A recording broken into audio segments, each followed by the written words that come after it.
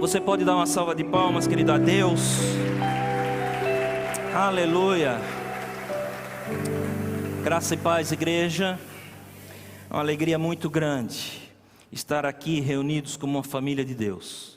Fico muito feliz de poder rever os irmãos, as irmãs, a nossa família aqui espiritual e saber que o nosso Pai também está aqui presente.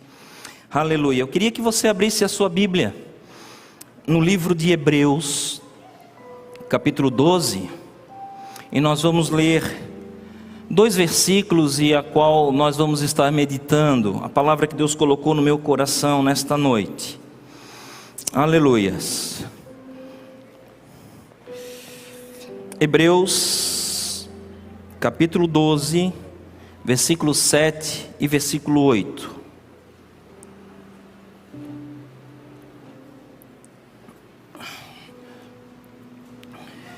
Eu vou ler aqui na versão da minha Bíblia. Estou lendo aqui na King James, mas depois eu vou ler em outra versão também, para que a palavra fique bem clara a todos nós. Diz assim: se suportais o castigo, Deus vos trata como filhos. Pois qual é o filho a quem o pai não castigue? Mas se ficais sem castigo, do qual todos são feitos participantes, então sois bastardos e não filhos. Eu vou ler em outra versão para que essa palavra fique bem entendida. Diz assim: suportem as dificuldades, recebendo-as como disciplina. Deus os trata como filhos. Ora, qual o filho que não é disciplinado por seu pai? Se vocês não são disciplinados, e a disciplina é para todos os filhos, então vocês não são filhos legítimos, mas sim ilegítimos. Amém? Você pode sentar. Eu até me esforcei para mudar o tema que Deus tem colocado no meu coração esses dias, mas o Espírito Santo continua insistindo. E eu quero continuar falando um pouquinho sobre isso. De quem você é filho? Eu já poderia aqui no início da mensagem fazer perguntas que o próprio texto aqui considera importante. Eu já poderia começar a fazer a mensagem, fazer essa pergunta. Nós já poderíamos ser confrontados já na abertura, no início dessa palavra. Porque a palavra diz que qual é o filho que não é disciplinado pelo seu pai? Então eu poderia perguntar: você é disciplinado? Você tem sido disciplinado? Você tem sido confrontado? Alguma coisa está te tirando da zona de conforto? Você está se sentindo uma incomodação? Você está sendo incomodado? Você está sendo confrontado? Porque o que nós acabamos de ler, quem é disciplinado,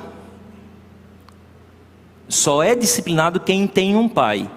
Quem não é disciplinado é um filho ilegítimo, é um bastardo. Eu acho que todos aqui já ouviram essa frase. A gente sempre pergunta isso porque às vezes muda alguma coisa, né? O linguajar do sul aqui, né, para o Nordeste. Mas eu acho que essa frase também é dita aqui: tal pai, tal filho. Vocês já ouviram essa frase? Tal pai, tal filho, né? Eu já ouvi alguém algumas vezes dizer para o Gabriel, para o Juninho, dizer: só podia ser filho do maestro, só podia ser filho do pastor, só podia, sabe? Porque somos parecidos.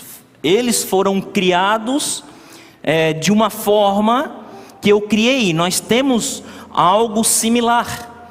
E eu creio que cada um aqui também, se foram criados pelo seu pai, pela sua mãe, tem alguma coisa que alguém poderia dizer, só podia ser filho mesmo, porque, né, até mesmo pela fisionomia, pelo jeito de falar, pelo jeito de fazer um gesto, a gente consegue, em algumas vezes, identificar quem é o pai, quem é a mãe e quem é o filho.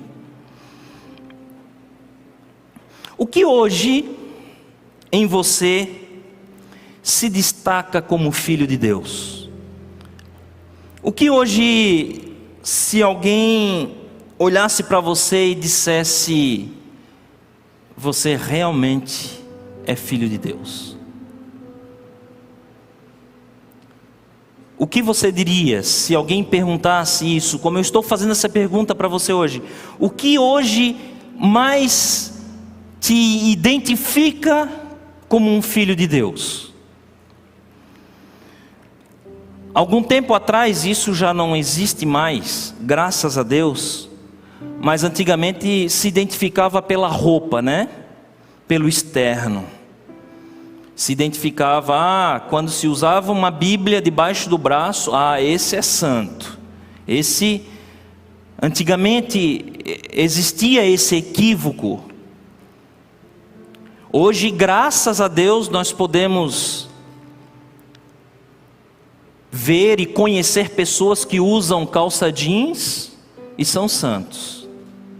Hoje nós podemos ver pessoas que usam tênis e são santos. Hoje pessoas usando bermudas e são santos. Homens e mulheres de Deus. Graças a Deus por isso.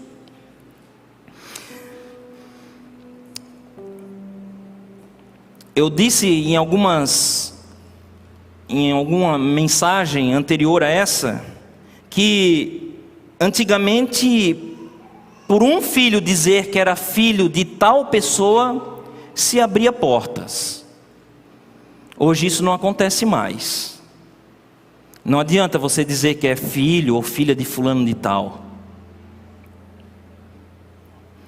Também, antigamente eu me lembro que era feito muitos negócios, e isso é um termo também que é muito usado, que se fazia negócio no fio do bigode. Se tratava uma coisa, poderia contar que daria certo. Se firmava um pacto, uma proposta, apenas pela palavra. Vocês lembram disso? Isso acontecia com meu avô, dali para trás, né? Hoje, eu quero crer que ninguém aqui em sã consciência vá começar a semana fazendo um negócio no fio do bigode. Não faça isso. Uma das características do nosso Pai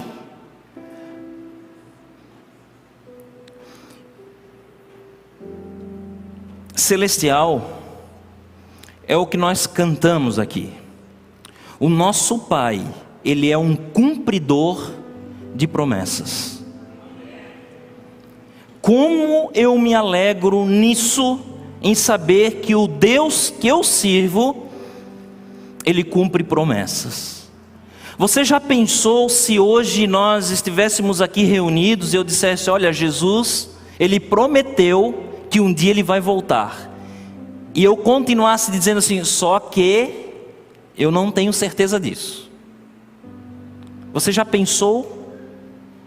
Se você viesse para a igreja e você tivesse um mínimo de dúvida que Deus não cumpre as suas promessas? Nós estamos aqui hoje, querido, porque Deus, Ele é cumpridor de promessas. Hoje é um culto de ceia, nós vamos estar celebrando isso, e aqui tem uma prova disso, que Deus nos fez uma promessa, Jesus também nos fez uma promessa, e Ele cumpriu essa promessa. Jesus chegou ao ponto de dizer, Pai, se possível, passa de mim esse cálice. Mas que maravilhoso é nós falar e nós lembrar que Jesus na cruz disse assim, ó: está consumado, está pago, eu cumpri a minha promessa, está feito, está consumado. Que alegria, que prazer quando nós cumprimos uma promessa. Que alegria quando nós fazemos um propósito de oração e quando nós chegamos no último dia, está pago. Quando nós fazemos uma promessa para alguém, e que alegria nós ter o prazer de chegar diante dessa pessoa e dizer assim: está pago, está feito, eu consegui, eu venci. Que alegria! É uma das grandes características do nosso Pai Celestial, é cumprir as promessas dEle. As promessas de Deus sempre se cumprem. Deus, Ele não mente. Na Bíblia, Deus faz muitas promessas para todos os que o amam. Podemos confiar nessa promessa, porque Deus é fiel. Quantos confiam nesse Deus? Muitas pessoas já tiveram essa experiência de Deus ter falado e Deus ter cumprido a sua promessa. Deus promete perdoar todos os nossos pecados quando nós aceitamos Jesus como seu Salvador, e isso é instantâneo. Quando a pessoa diz: eu quero aceitar a Jesus como meu Salvador, eu quero confessar Jesus, eu quero pedir perdão pelos meus pecados, instantaneamente os nossos pecados são perdoados. É uma promessa, e Deus tem cumprido com essa promessa. Ele também promete estar conosco e nos ajudar a vencer todas as dificuldades da nossa vida. Se você está passando por uma crise, por uma tempestade, Deus, Ele prometeu e Ele está cumprindo. Você não está sozinho, você não está sozinha. Deus está junto de você, e Ele vai te ajudar a vencer esta dificuldade. Diga amém, irmão, toma posse, amém, isso. Deus promete que o Espírito Santo nos guiará, e que no fim teremos a vida eterna com Ele, livre de todo pecado, livre de todo sofrimento. Você crê nisso? Amém, glória a Deus. A palavra do Senhor diz em Números 23:19 que Deus não é homem para que minta, nem filho de homem para que se arrependa. Acaso Ele fala e deixa de agir? Acaso promete e deixa de cumprir? Deus não faz isso, querido. O homem faz, Deus não. Tudo que Deus cumpre, tudo que Deus promete, Ele cumpre. Tudo, absolutamente tudo. O homem falha, mas Deus não falha. A promessa é uma afirmação de quem vai dar ou de quem vai fazer alguma coisa. É um compromisso oral ou escrito. É quando nós contraímos uma obrigação para nós. Isso é uma promessa. Agora, o que eu vou dizer para você não é nem um pouco bom, satisfatório, não nos traz alegria, porque infelizmente esta atitude não é comum hoje em nossos dias. Pessoas até dizem serem filhos de Deus, mas não aparecem nem um pouco com Deus, porque não cumprem o que se fala. Inclusive, alguns nem mais pregam sobre esse assunto, porque nós já temos o conhecimento e pelo menos nós tomamos o cuidado para isso. de pregar o que nós vivemos. E muitos, por não viver mais isso, não pregam mais a respeito disso. Que nós precisamos ter uma palavra e precisamos cumprir o que nós falamos. Às vezes nós pensamos que o cumprimento de uma promessa é condicional a alguma coisa. Isso já virou até uma moda. Eu vou fazer isso se isso for recompensado. Se eu tiver algo em troca, eu vou cumprir a minha palavra. Eu farei isso se alguém me forçar a fazer. Se tiver alguém me olhando, eu faço. Mas se não tiver ninguém me olhando, eu não vou cumprir isso. Se alguém disser para mim fazer e tiver me vigiando, eu faço. Se não, eu nem faço. Ou seja, vou cumprir as promessas que me são convenientes e quebrar aquelas que não são. Deuteronômio capítulo 23 e versículo 23 diz assim, faça tudo para cumprir o que os seus lábios prometeram, pois com a sua própria boca você fez espontaneamente o seu voto ao Senhor, ao seu Deus. Tudo que sair da sua boca você precisa cumprir. Você é filho, você é filha de Deus, porque o que sai da boca de Deus, Ele cumpre. Se você é filho, se você é filha, você precisa ter esse sinal. Você precisa ser reconhecido por isso. Por isso eu digo que a roupa não quer dizer mais nada nos dias de hoje. O jeito de andar, o jeito de falar, isso não quer dizer mais nada. Porque muitas pessoas já foram frustradas com isso. O evangelho já foi envergonhado por causa disso. Quando empenhamos a nossa palavra, que faremos algo, somos obrigados a cumprir.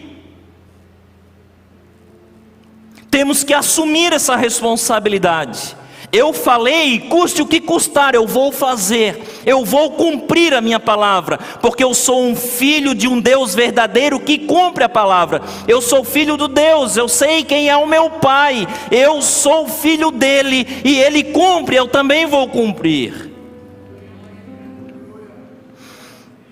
Hoje nós vivemos numa sociedade infiel, numa sociedade corrupta, numa sociedade mentirosa,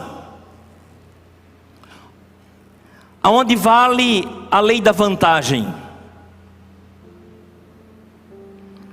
A quebra de promessa é tão comum em nossa geração, que as companhias aéreas trabalham com 30% do chamado overbook, vendendo as passagens para os mesmos lugares, porque pessoas não cumprem o seu compromisso.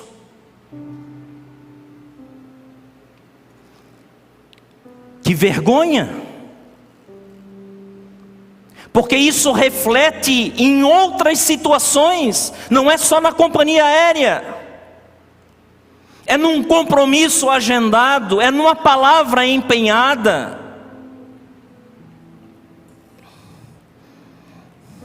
Na Inglaterra, nós soubemos antes de vir para cá que uma família, ela foi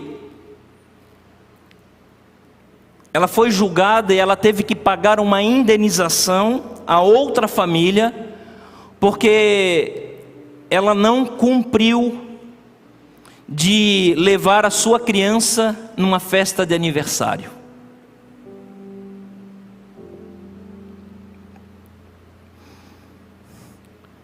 Uma criança fez aniversário, esses pais convidaram outra família para vir nessa festa, eles não vieram na festa. O pai dessa criança processou essa família porque eles não vieram à festa. E eles tiveram que pagar uma indenização. E está certo. Parece absurdo. Parece um absurdo, mas está certo.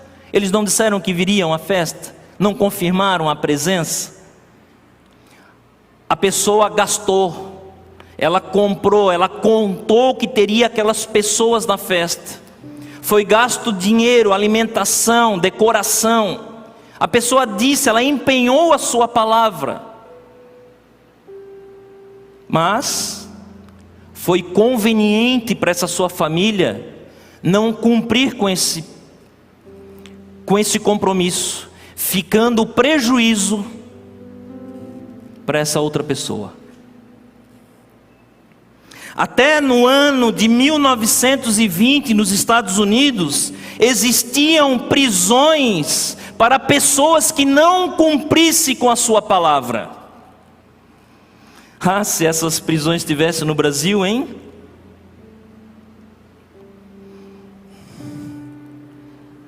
Pessoas que não cumpriam com os seus compromissos, elas eram condenadas.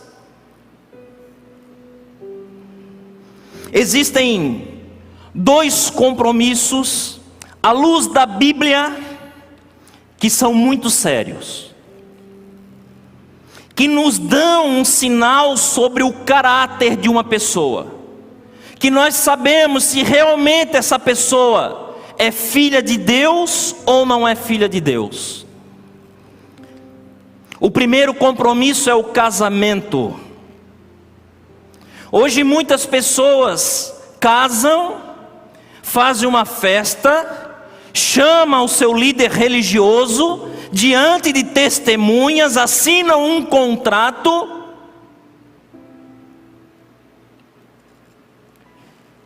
Alguns meses depois, para não dizer dias, se desfaz o casamento. Isso é falta de palavra. Isso é pessoas que não cumprem a sua promessa, porque no casamento está selado diante de Deus, diante dos homens, até que a morte nos separe. O segundo compromisso é a paternidade. E aqui nós temos um exemplo de Deus, nosso Pai espiritual, nosso Pai que está nos céus, e o nosso Pai terreno. Deus sempre cumpriu. Deus sempre nos chamou de filhos. Deus pagou um alto preço. Ele pagou por todos. Por todos. Uns aceitam, outros não. Quando esses compromissos são descartados, pode ter certeza que a ética e o caráter dessas pessoas estão com problemas. Precisam ser libertas, precisam ser curados, precisam ser tratados. Observe o número de bebês que são abandonados pelas próprias mães.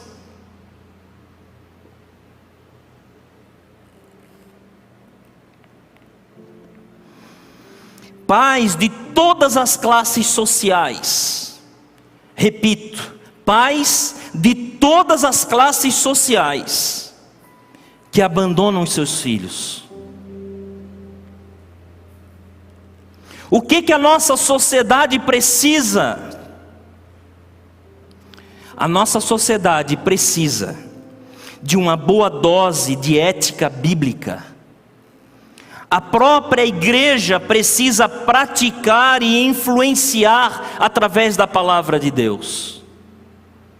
É cômodo, querido, vir à igreja, botar a roupa, colocar um perfume, pentear o cabelo, cantar que nós a Deus, louvar a Deus, sentir a presença de Deus e ir embora. Isso é cômodo. Eu já disse aqui, isso é ter um caso com a noiva. Isso é ter um prazerzinho nos domingos e depois volta à vida como é. Isso é pecado. Você está usando a noiva. Você está sentindo um prazer que não é seu, que não é para você sentir.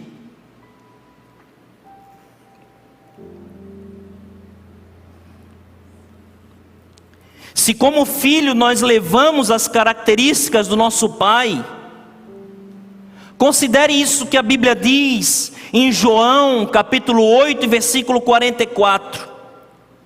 Vocês pertencem ao pai de vocês, o diabo, e querem realizar o desejo dele. Ele foi homicida desde o princípio e não se apegou à verdade, pois não há verdade nele. Quando mente, fala a sua própria língua, pois é mentiroso e pai da mentira. Volto ao tema desta mensagem. De quem você é filho? Se você é filho de Deus, a sua característica é falar a verdade e cumprir com a sua palavra. Agora, se você não cumpre com a sua palavra, se você quebra esse princípio, você não é filho de Deus. Você precisa rever essa situação, porque você não vai morar com esse Deus. Você está indo para outro lugar, não é para o céu. Se você tem enganado, se você tem mentido, se você tem prostituído, que prostituição não é só sexual, não é para o céu que você está indo. Não é o pai que você está cantando aqui, o seu pai. Não é esse, é outro.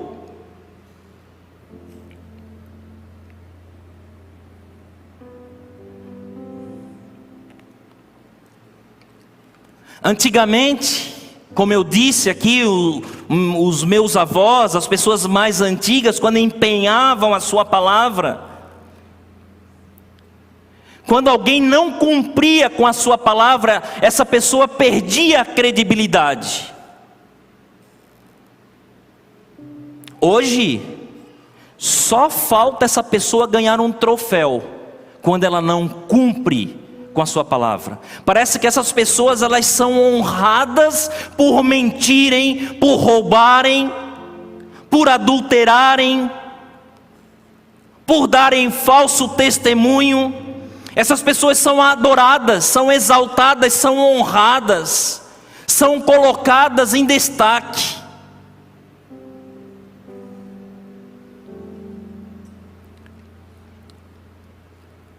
E as que são as verdadeiras, os verdadeiros filhos de Deus, muitas das vezes são humilhados, são perseguidos. Mas aí é que está o verdadeiro evangelho, porque a palavra de Deus diz: bem-aventurados são aqueles que sofrem, que são perseguidos pela minha palavra, pelo evangelho. Esses são bem-sucedidos.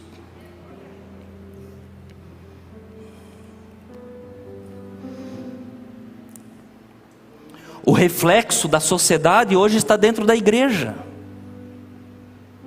Nós deveríamos nos alegrar com a palavra dessa, está pulando de alegria. Olha, Deus está falando, Deus está falando. Se Deus fala é porque Deus está trazendo cura, está trazendo libertação.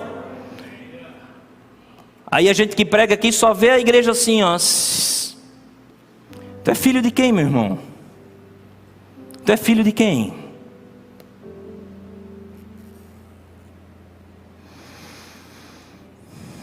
Hoje, quando nós fechamos um negócio, nós precisamos de bons advogados para fechar todas as brechas, para que não haja legalidade para outra parte descumprir o combinado. Isso é saudável? Isso é bonito? Isso é lindo? Isso para mim é perturbador. É perturbador, porque não se pode confiar na palavra de alguém. Quanto que vale a sua palavra? Quanto vale? Estou perguntando para você, quanto vale a sua palavra? Aí eu pergunto para sua esposa, quanto vale a palavra do seu marido? Eu pergunto para o seu esposo, quanto vale a palavra da sua esposa? na sua família, para os seus filhos. Eu posso perguntar: quanto vale a palavra dos seus pais?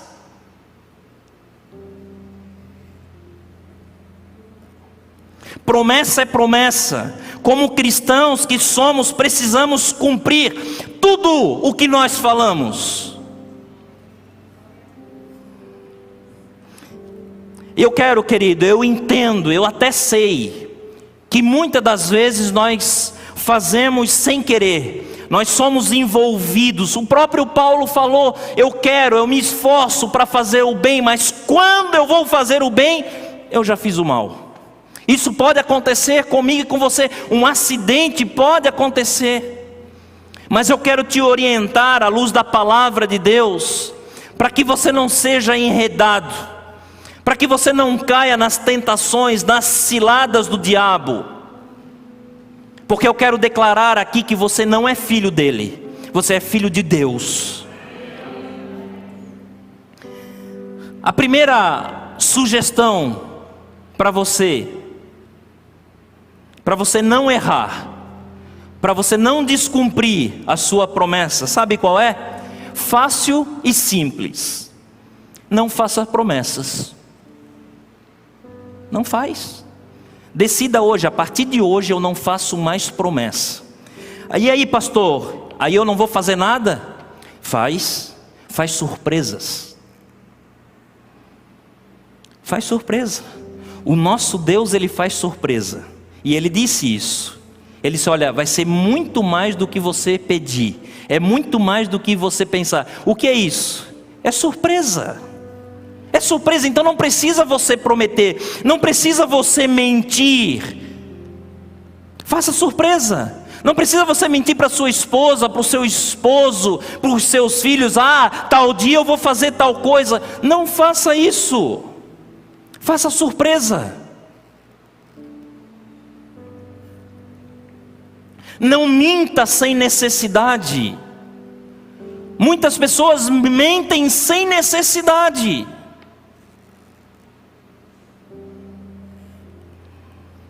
Não prometa nada, querido, para crianças. Repito, não prometa nada para crianças. As crianças, quando elas recebem uma promessa, elas guardam isso no coração e levam para sempre. Eu me lembro quando eu era pequeno, e vocês já sabem um pouco da minha história. O meu pai saiu da minha casa quando eu tinha 5 anos de idade. Eu fui morar na casa dos meus avós. E eu me lembro que um dia eles estavam soltando pipa, pandorga, é aqui também assim? Pipa. E caiu uma pipa dentro da minha casa, dentro da casa dos meus avós. E uma pessoa, um jovem na época, disse assim: ei, dá essa pipa para mim, que depois eu faço uma mais bonita para ti. Eu estou até hoje esperando essa pipa mais bonita. E eu sei o nome do camarada. Ele está perdoado, irmão, não está nada no coração. Mas eu nunca esqueci dessa promessa. Eu nunca esqueci dessa promessa. Então não faça promessa para as crianças. Elas guardam isso. Muitos pais hoje têm perdido a oportunidade de ensinar os seus filhos nos caminhos do Senhor. Têm perdido os seus filhos na juventude, porque prometeram algo e não cumpriram.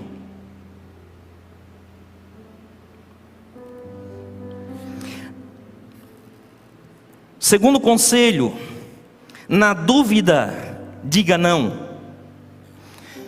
E aqui eu preciso confessar algo para vocês. Minha esposa está aqui, estou pregando diante dos meus filhos.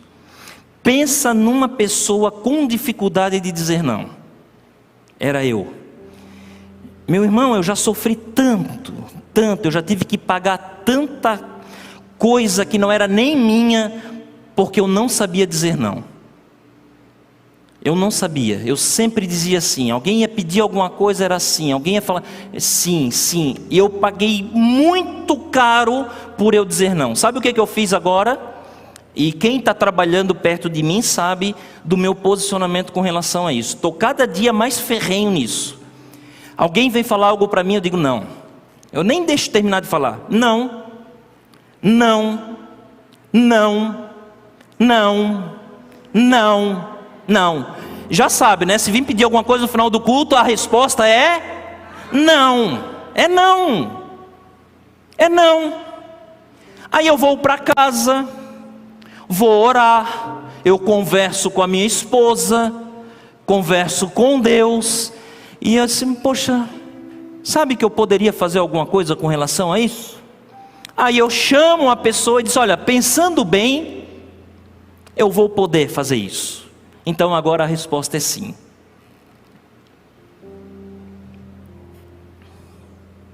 Na dúvida, diga não.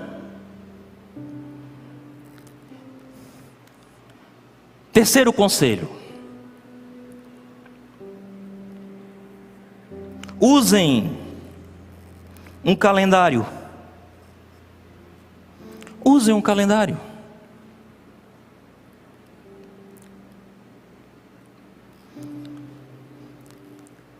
Planeje a sua vida. Planeje a sua vida. Trabalho, família, igreja, descanso. Tem uns irresponsáveis que falam assim, ó: pastor, a minha vida é assim, ó, é trabalho, casa, igreja. Irresponsável. Essa pessoa é um irresponsável.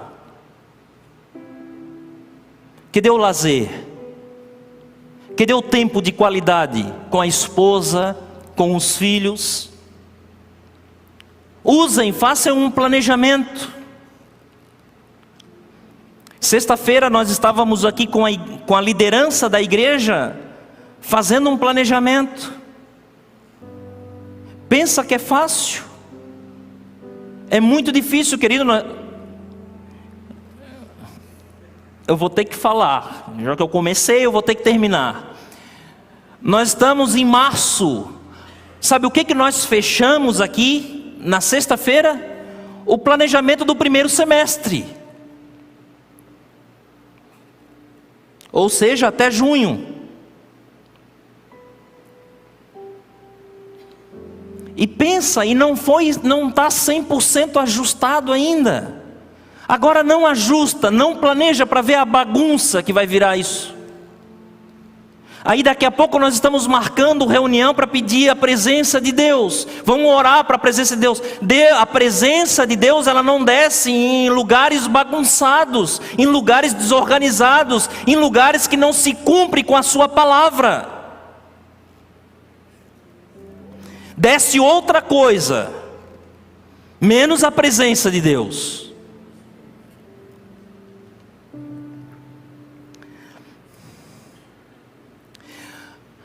Quarto e último conselho: não marque nada com muita antecedência.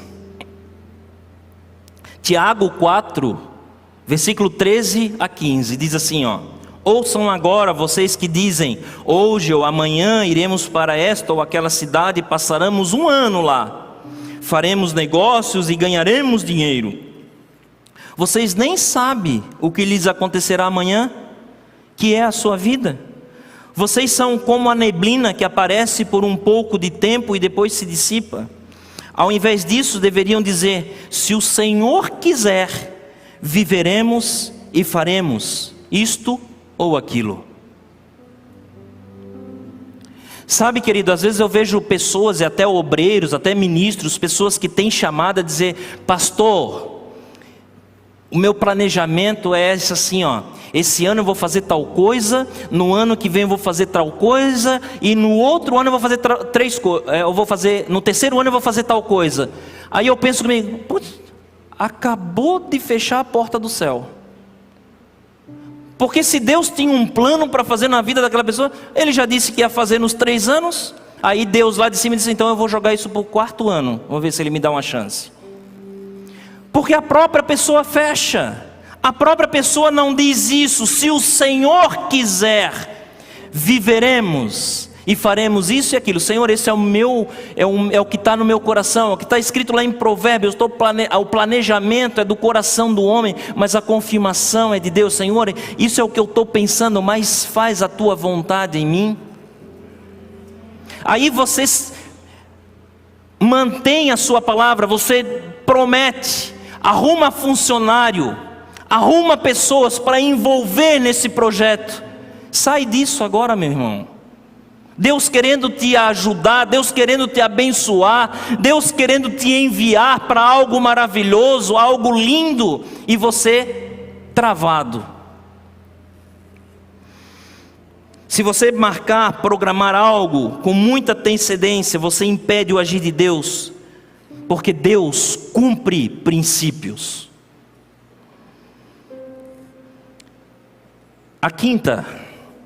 O quinto conselho: tem um contrato escrito. Escreva o que você fala, ou escreva o que outras pessoas falem para você.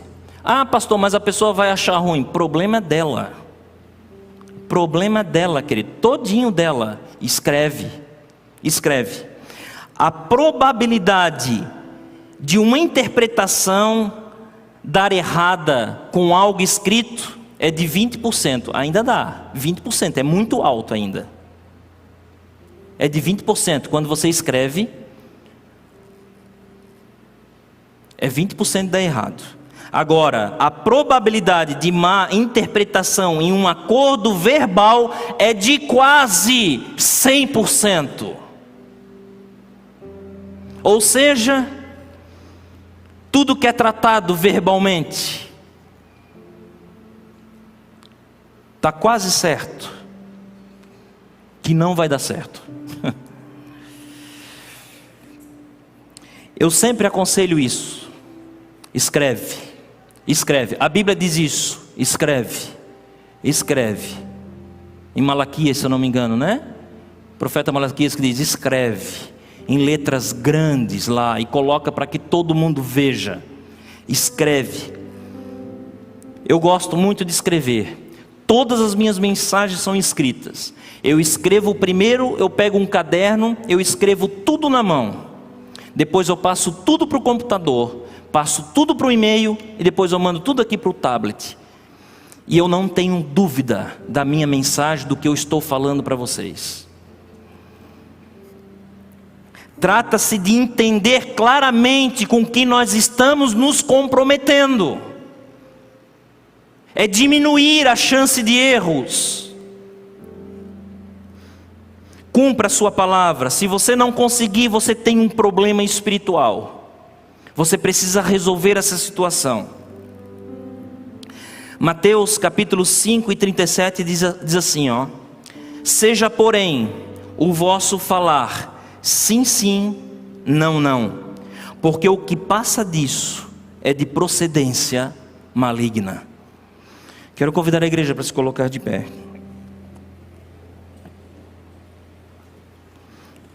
Abra sua Bíblia, 1 Coríntios capítulo 11,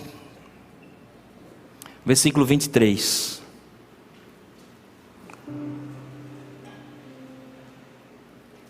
Nós estamos falando de promessas, né?